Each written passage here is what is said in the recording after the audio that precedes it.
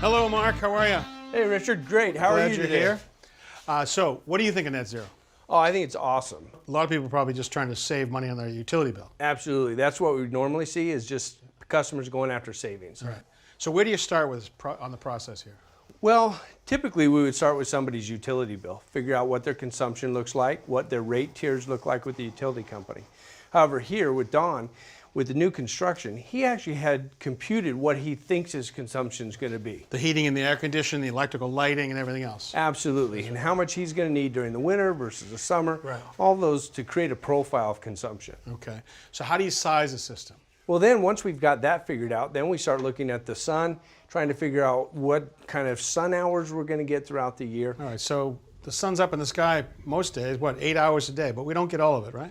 Exactly, and here in New England, we've done the analysis. We think we're going to get about 1,016 sun hours this year here at this location. 1,000 hours hitting onto our solar panels. Absolutely, producing energy. And how would that compare with someplace like in the American Southwest? You know, so like in Arizona or California, you might be looking at 1,600 for a very similar size roof and similar access. That's a big difference. Absolutely. All right, any particular issues in siting it here? Well, clearly we have to worry about the trees and the shading that they're going to create. Right. The sun is real high above our heads. Yeah. And as you think about it, in the winter, it's going to be much lower across the horizon. So we've even got to be worried and concerned about what these trees are going to do for our shade. Right. But those trees will drop their leaves, so it'll still give you solar contribution. Absolutely. So now, in this building is exactly south right here? It is, and it's also got a great pitch for us. So we really like the angle to be like this for the summer and more like this for the winter. So this roof's been cheated a little bit because we want to make sure we have plenty for the heating load. Absolutely. Right. You know, and we could do the east as well. You can see we've got great solar visibility today up there, but in the late afternoon, we're going to lose that. That's right. And same with the west. We're going to lose it in the morning and capture it in the afternoon. All right, so our panels are going here. How many are there? We're going to put 18 up there. All right. And let me show you a standard one.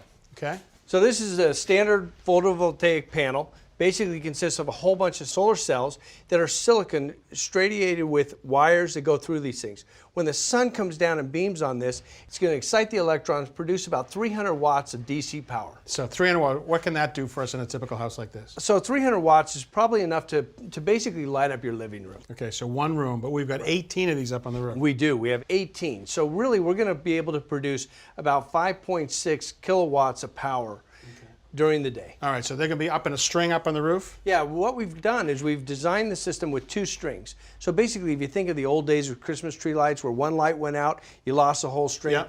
No, we've gone past that. Basically, these are going to be connected, whereas if one goes out, the rest of them are still producing for us. All right, so the sun's going to hit this, excite it, it's going to turn it into DC, direct current. We're making it as DC. It comes into the building. Now we have to invert it to alternating current. So we've seen that kind of stuff before, right? This is what we use in a car to go into a battery, which is going to give us 12 volts DC and turn it into 110 volts.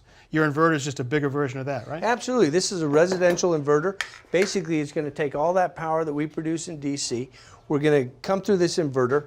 It's going to power the house. We're going to connect this to your panel, your electric panel in the house. Basically, anything you need is going to come right through this as long as it's producing, as long as the sun's out. But the key to your system really is that with 18 of these things, we're going to make more electricity than the house could actually use in a given hour. So we're going to actually send power backwards and spin the meter backwards, right? Absolutely. So that power, that excess power is going to go back on the grid. It's what they call net metering, and basically it is. It's going to turn the meter backwards. Then during the winter months, you're going to be you'll probably be pulling some power from the grid, basically taking that meter forwards. The goal at the end of the year is that that meter is back where it started at the beginning of the year. Now another variable is actually how people actually use electricity, right? How Don and his family will leave the lights on or not. Absolutely.